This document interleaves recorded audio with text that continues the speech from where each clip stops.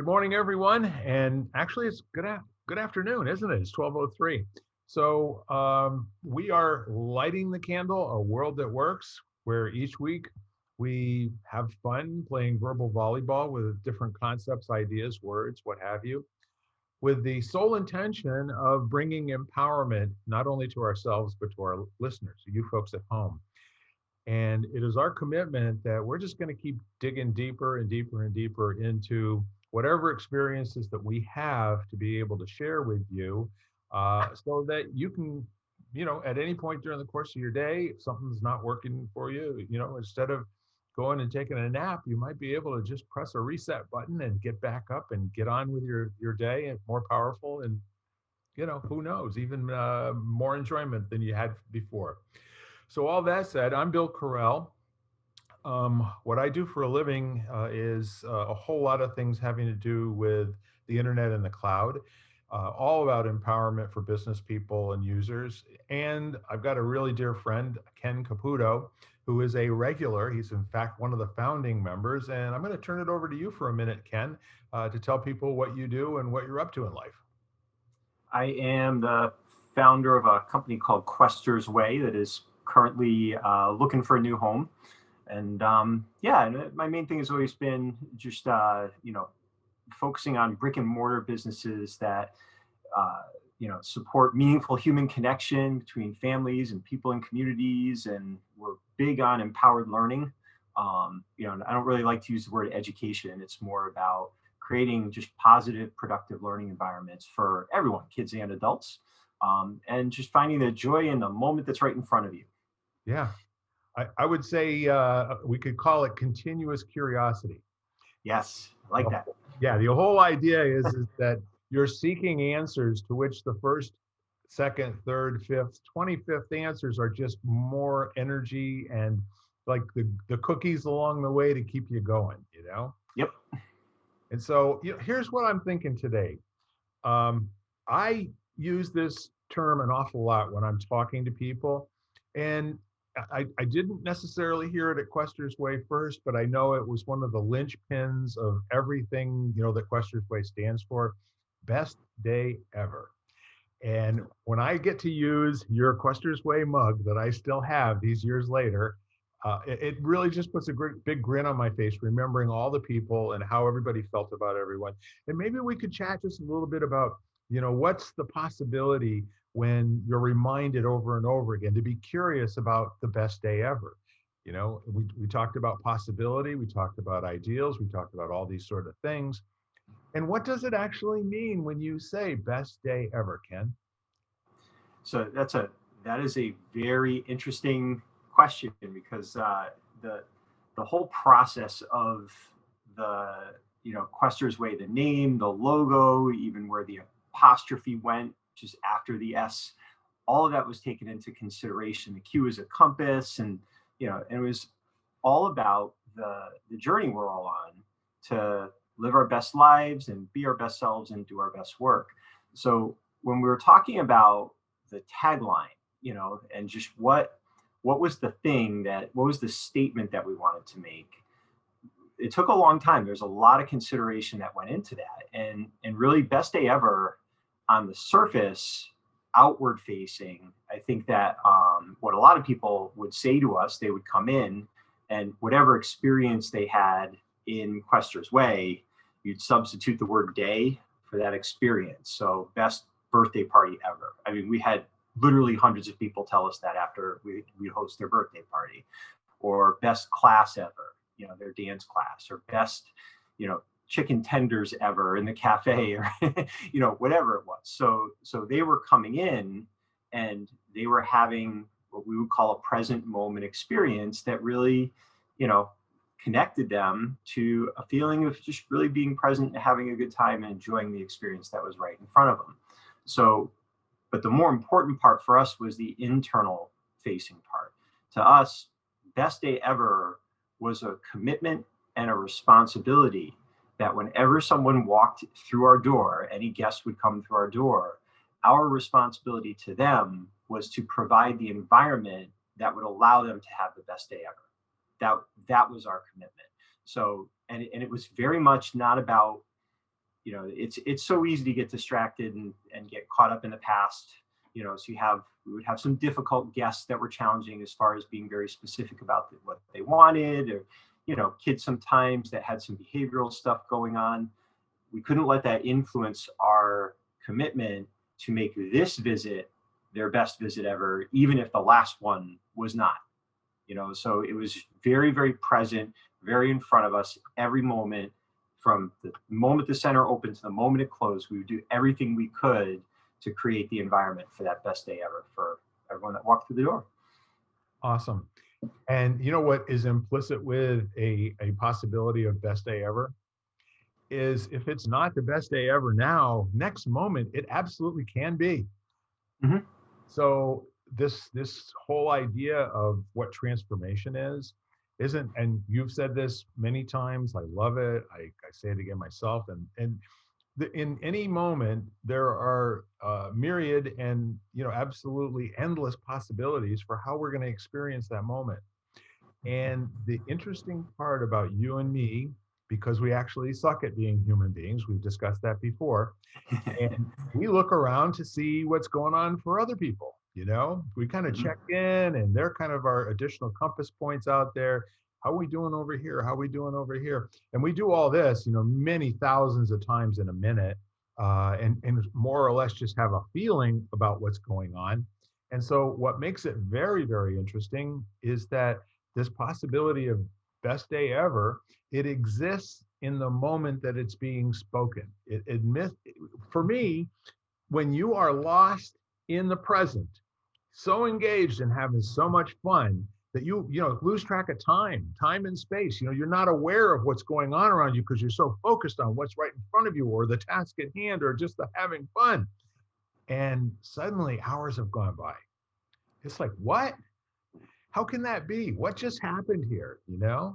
And so when you consider that you get lined up with whatever it is that you're passionate about, and hopefully it's through your own design, because you're that kind of a person where breakthroughs and passion and having an amazing life, and having the best day ever isn't an accident. It's an intention, as you said before, and there's a responsible speaking that creates that, and that world gets brought into being by someone who is fully committed to best day ever.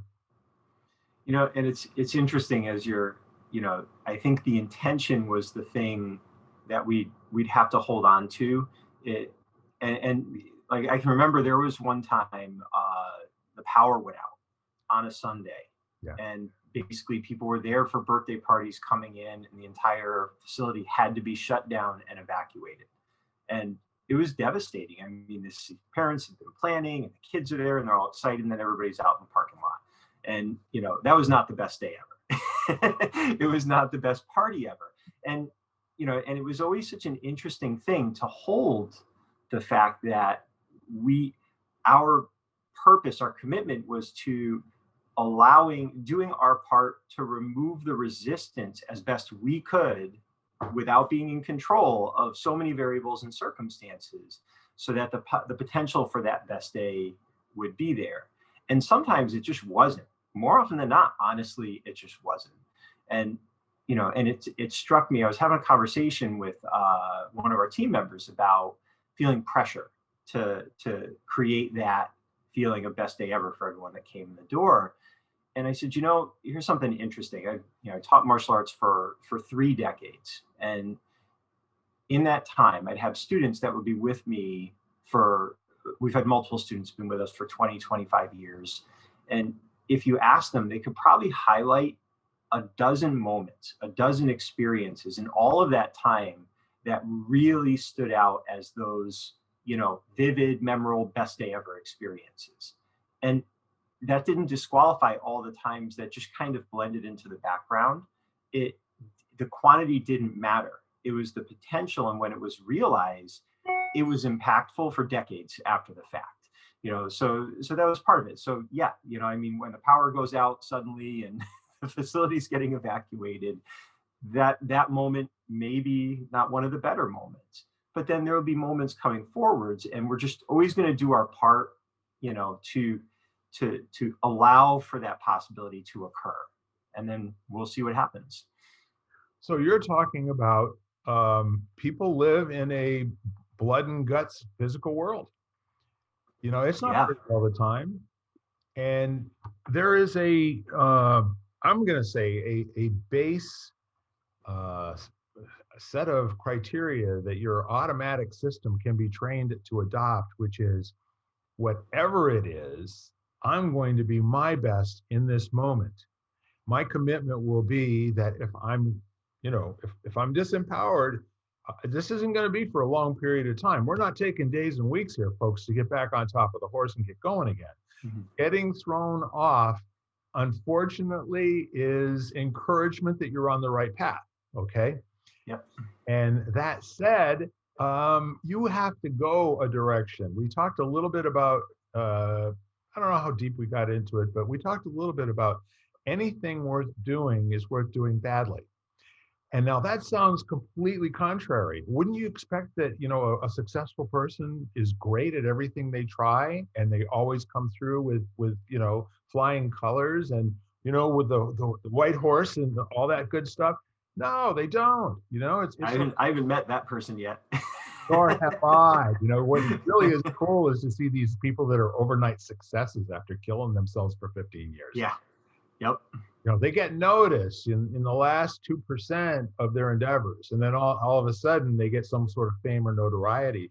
But what people don't see is they did whatever they had to do to stay on the quest, Mm-hmm. to stay right in there.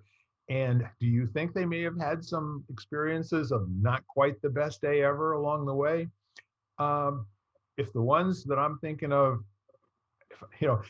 I know that someone who intends to be the best in the world, for example, let's take a Tiger Woods or a Michael Jordan, or somebody of that nature, Mr. Phelps with all that hardware hanging around his neck. Mm-hmm. These are people that are upset with every single performance that they have in some manner or fashion by nature, because they're never looking for that was the best I could ever do. The next one is going to be the best that I can ever do, and it's going to be the best that I can ever do while I'm doing it. Once it's over with, that's history. What do we learn from it? What did I do correctly? What do I need to make an adjustment or change to? So you can chunk the best day down into the best minutes and seconds, because we're watching the Olympics right now, and these folks have worked their entire life to be in a situation where their body is either going to get them through it at peak performance, or they may have to withdraw from a gold medal round, Mm-hmm. and Yep. that is completely within the whole idea of best day ever, because life is not about how you do when you win. I'm going to say that again. Life has nothing to do with how you behave when you win. It's all about how you behave when you don't win. And playing at that level, the best day ever sometimes is just taking a train wreck and having it not devastate your whole life for the next week or two. So Yeah. I'm just saying, when you consider the possibilities, and this isn't Pollyanna, I'm a happy-go-lucky person. It's a beautiful day out there and all that kind of stuff. This is more like, in every single moment, what throws you off your path? What sets you back? What stops you in your tracks? What makes it impossible for that next step forward? And how do you prepare yourself? How do you pack a big enough lunch that you're ready, able, and willing, that anything that comes along is not keeping you down for very long? And it's funny. I think the word there is prepare. And it's interesting. So I've studied martial arts for a little over 30 years now. Never had to defend myself in all the time that I've trained. The actual self-defense has been unnecessary. Some luck there, I'm sure, but a lot of it's just awareness and choices. But I know that from a health perspective, I'm in a much better place than I would be if I hadn't done it. Spiritually, mentally, emotionally, all those things. It's been helpful. The reality of it is, it's you go to the dojo for 30 years, just the same reason that the police officer trains with their gun. They requalify and they practice being effective with it, because you have to prepare in advance for situations that may or may not ever arise, and it struck us, one of the things that we did, one of the foundations of Quester's Way was thinking in terms of how do you prepare in advance for the weather systems that come and go, that you're going to have to navigate in your life, that you can't predict or even know what they're going to look like. And that was where the whole move, think, connect, fuel, empower thing came from, where, if you move your body every day, you'll be more likely, your immune system be stronger. If you get hurt, you'll heal better, all that kind of stuff. If you stretch your mind in different ways every day, you're going to have more knowledge and information and clarity that you can apply when an unexpected situation comes up that you have to figure out, So I think the prepare word, and honestly, thinking about the Olympics as an athlete, I loved the practice, the preparation. That's where 99% of your time is in preparing. And then, you get out and you run the race, or, you get in the ring or whatever it is. And that moment is really just partially a reflection on the level of preparation you had, a little bit of luck thrown in, some how you are that day. And you're right. I mean, it's the win or lose. From that perspective, you can be very competitive and want the win and be upset when you lose. But really all it does is it gives you a focal point for how to better prepare for the next time, which to me was the fun part anyway. So it's. Well, I've got different quotes that are all kind of paraphrased, but, between, I mentioned Woods and also Mike, both Mikes. And essentially, they never considered themselves being anything other than in competition with themselves. The whole concept of personal best and best day ever for them is something that was completely alive in all of their speaking.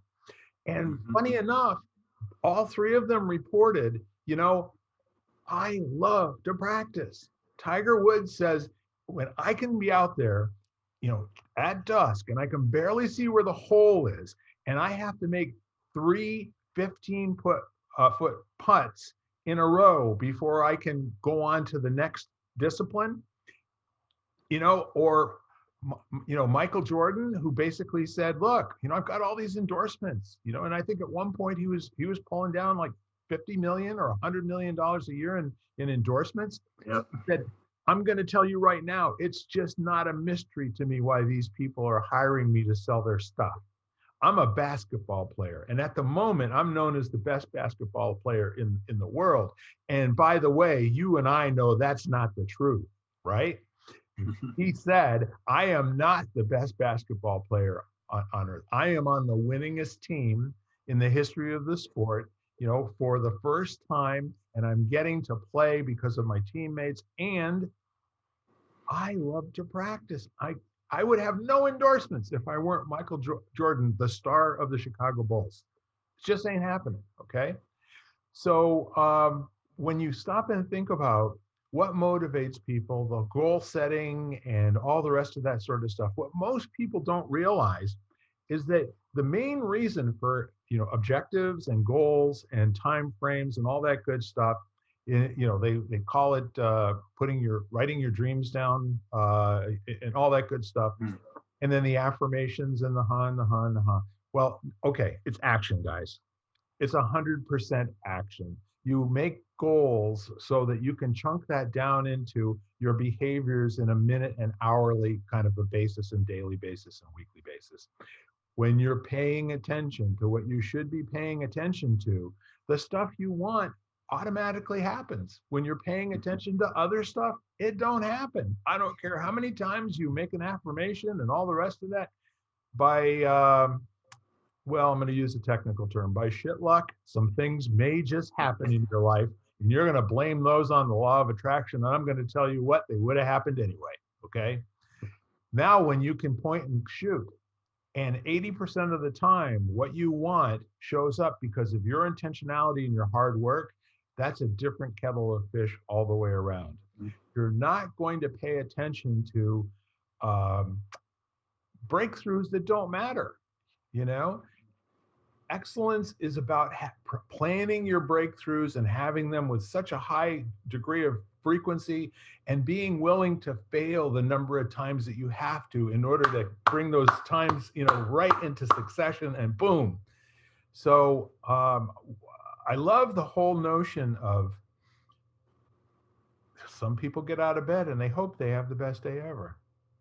Other people get out of bed and they say, you know, I think this is going to be the best day ever. And then other people get out of bed. This is a minority. It's a very small handful of people who actually have the audacity to say this about their life. I will make this the best day ever and live it and experience it as much as I possibly can, as long as I'm awake or asleep. So moving on from there, you have had the opportunity to light the candle with a bunch of different people as far as martial arts is concerned and with Quester's Way. And what would you say is the mechanism by which you create the martial arts leaders, because they're all around you?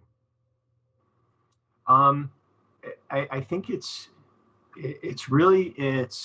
intentional design. That's without. It's an interesting question because there's a risk I think a lot of people fall into, and it's one we're very vigilant against, of ego creeping in a way where you start, you're like, you can mentor people, and if you do it right, they evolve into their best selves, and your place is more like a guide for them. And but it's very easy to start owning their success and making it about you, or to start taking your own view and values and subtly or blatantly imposing that on them. And so what we would do is, in the dojo, the idea was, and this was also in Quester's Way, and now some of the people that have expanded beyond that I'm working with, it's the same things happening. It's just creating a design that lowers resistance so that you make it as easy as possible for people to make good choices, and help them get clear on why those are good choices for them. And if they're not good choices, give them the ability to dig into it without judgment.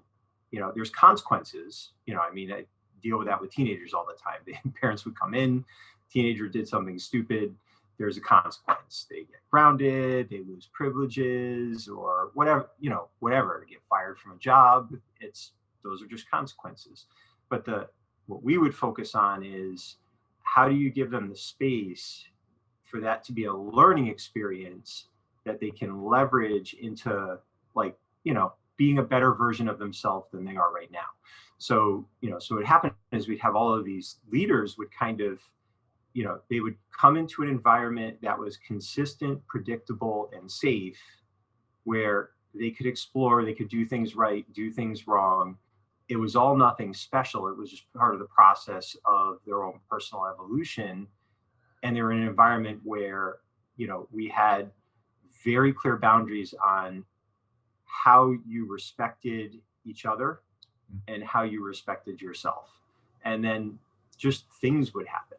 And Quester's Way is a good example. We didn't have any idea what things would be taught. We knew there would be movement-based things, there'd be project-based things for the brain, and there'd be social things. We didn't know what they were. And before you know it, we've got chess and painting and Dungeons and Dragons and breakdancing. Could have been something totally different. We created a design to make sure that whatever was interesting for teachers and students, they could come together, but we didn't try to force that in a direction. We just allowed it to unfold. I don't know how good an answer that is, but that's the best I've got. It's very engaging. You have me from hello, okay? So, what I pull out of all of that is, to distill it down, you have the same thing with a plant. You get a spider plant, and it might come in a 4-inch pot, and so you do what you can with Miracle Grow and the right kind of, soils and all the rest of that sort of thing. It can get so big. I mean, it's going to be what we call pot bound. Human beings experience that same phenomenon where what happens is the size of the culture impedes their ability to grow beyond it. And what I mean by the size is what is the space that's available for people to do well and to do poorly and take the lesson, right? First of all, you get this criteria of people that are in the culture that are only committed to doing better, like you said, to get to learn how to be their best self. And when that happens, and everyone is supportive of each other, there's an analysis that can take place, which is about what was missing. And in many cases, the only thing that's missing is that the conversations become too small. There's no place Yeah. to go. So you put a spider plant into an 8-inch pot or a 14-inch pot, but you do this like a little bit at a time as opposed to going from a 4-inch pot to a 20-inch pot. Mm. You risk having it die by having either too much water, not enough water. There's too much nutrition, whatever it is. So stick with me on this analogy because I may or may not be totally accurate, but my point is this. Human beings operate in much the same way. They need to expand, in my opinion, and I've got a lot of years of coaching people, creating leaders in manufacturing facilities, my business, coaching situations with other business owners and that sort of thing. And they grow best when the space to fill is actually just a little bit beyond, where their reach can exceed their grasp, but not too much more than that. They need to develop the muscle to where that now becomes usual and ordinary and part of their core competencies. That's something they're unconsciously competent with. Then you can move on to them discovering some area where they have been unconsciously incompetent, and now it's kind of a thorn in their side. This is that thing that they've been avoiding, that all of a sudden they really realize this is what I got to do next. And this ain't going to be easy. This is going to be bad news for a little while, but let's go give it a shot. And then when you've got this environment of people around it and everybody's cheering for each other, not, like crazy cheering all the time, but little comments like, how you doing today? What's the next thing for you? What are you working on? Where are you going with this? So all of that is just an amazing way that we as human beings, we can take this to our communities, to our schools, Yep. to businesses, churches, civic organizations, Facebook, Twitter. It can be out there everywhere. There's no reason why we can't stand for each other. Yeah. The other thing that's interesting is the importance of personal responsibility with how you approach, especially if you're in a leadership position, a teaching position. In my opinion, we're all teachers all the time. Yes. We may not know it, but everything you do is setting some kind of an example or relaying information that someone else is processing, maybe not even on a conscious level, and it's influencing how they now move through the world. So, if you were to talk to any of especially the first decade of when it was really just me doing a lot of the teaching, if you asked any of those kids that have been with us for any length of time, what my personal goal was as a teacher, they all would have said the same thing. My goal was to help them be better martial artists than I would ever be in my lifetime. Like, from the beginning, not to get them almost as good as me, but hold some kind of position of power over them or not be threatened by them outgrowing me. And we had several. We had one girl who got so good in competition that she had to go to other schools. We couldn't effectively train her because she had just, and she ended up being a world champion, and that was not going to happen if we had somehow tried to contain her or hold her back or influence her parents, in some way where, well, you don't need them, or, oh, that's a wrong direction for you. It was a very interesting and conscious choice to constantly choose to get out of the way, to be in support.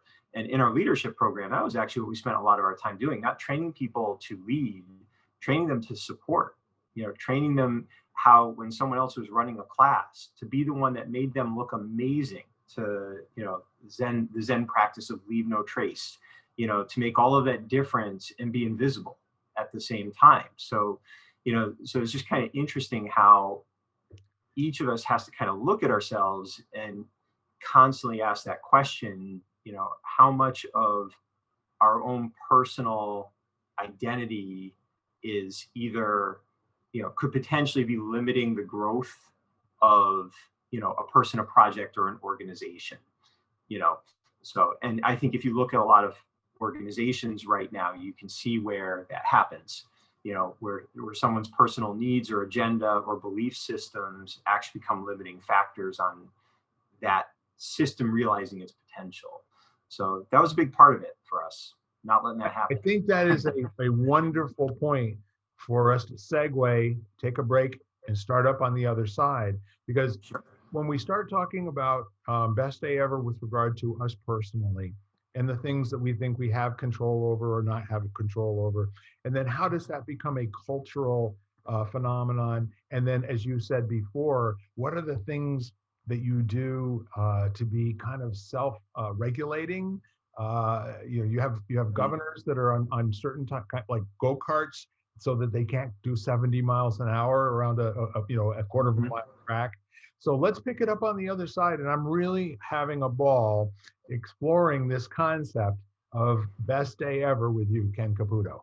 Yeah, it's fun as always. All right, y'all come back now, people at home. We're looking forward to having more conversation on the other side. We'll be right back.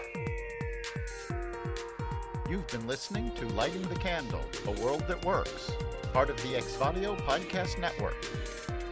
You can hear us at exvadio.com/podcasts, Apple Podcasts app, Google Play, Spotify, iHeartRadio, Stitcher, and wherever you find podcasts.